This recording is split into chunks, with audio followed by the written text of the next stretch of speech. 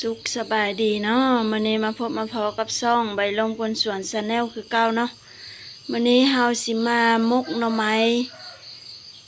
แบบลาวๆเนาะพี่น้องเนาะมกหน่อไม้แบบลาวๆเครื่องปรุงของเฮาก็มีมะเผ็ดเนาะเผ็ดดิบหัวสิงไข่ซีนหมูแล้วก็ผักสะแงงเนาะหน่อไม้แล้วก็ข้าวเบื่อเนาะปลาแดกเกลือแป้งนัวเนาะพี่น้องหมดเท่านี้เนาะอุปกรณ์ไปเบิ่งนำกันเลยพี่น้องเผ็ดดิบเนาะ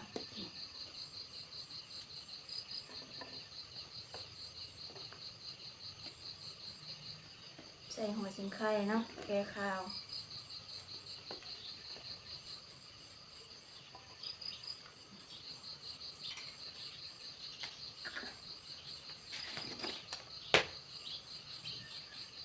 จะเป็นนัว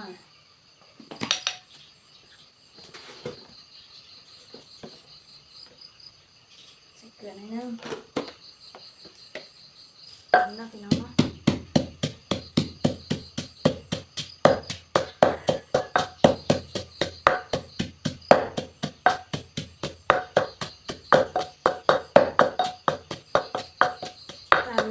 ให้มะเขือกับหัวสิงไข่แรกนะคะสิเอา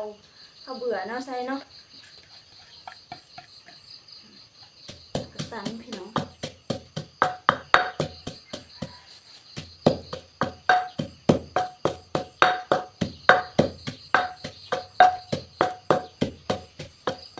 ตามทุกอย่างมันแลกให้แลกคักแน่แล้วเนาะพี่น้องเนาะนี่ทำมาใส่พระเอกเลยแบบนี้ใส่หน่อไม้เนาะหน่อไม้กระตันเนาะพี่น้องเนาะ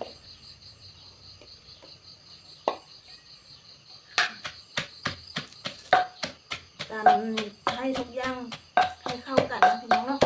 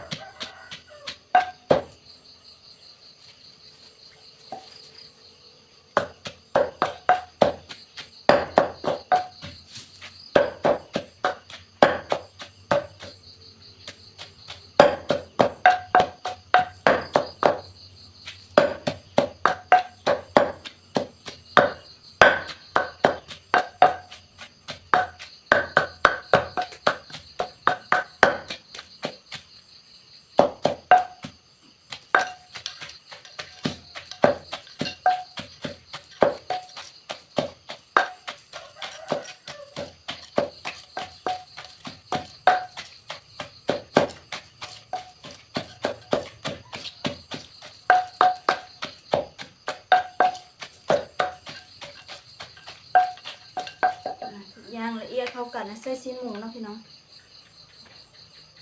ใส่ซีนหมูลงไปกับผักสะแงงเนาะใส่เลยใส่ลงน้ำกันเลยพี่น้องแล้วก็ใส่ปลาแดกเนาะใส่ปลาแดกหน่อยนึง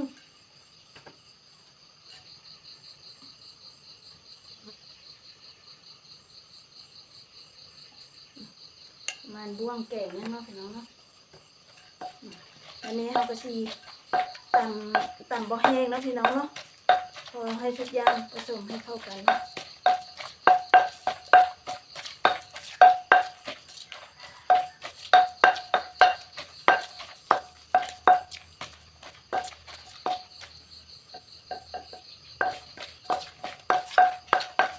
ซีมก้อนใส่ซีมหมูเลยพี่น้องเนาะ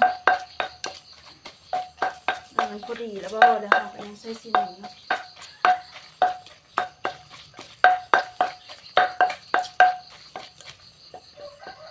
เนาะทุกอย่างสำเร็จเนาะพี่น้องเนาะอันนี้วันนี้เราก็สิมกใส่ใบตองเนาะหน้าตามันก็สิประมาณนี้หลังจากที่เราเฮ็ดแล้วนะพี่น้องเนาะเราก็สิมามกใส่ใบตองเนาะใส่ใบตองเลย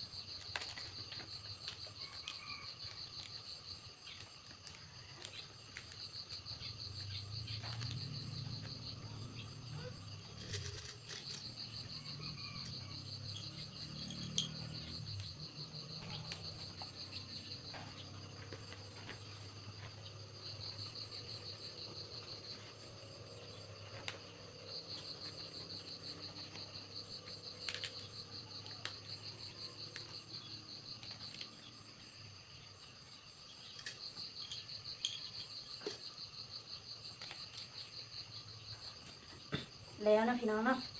นี่วันนี้เฮาก็สิไปนึ่งเนาะพี่น้องเนาะนึ่งให้มันสุกเนาะ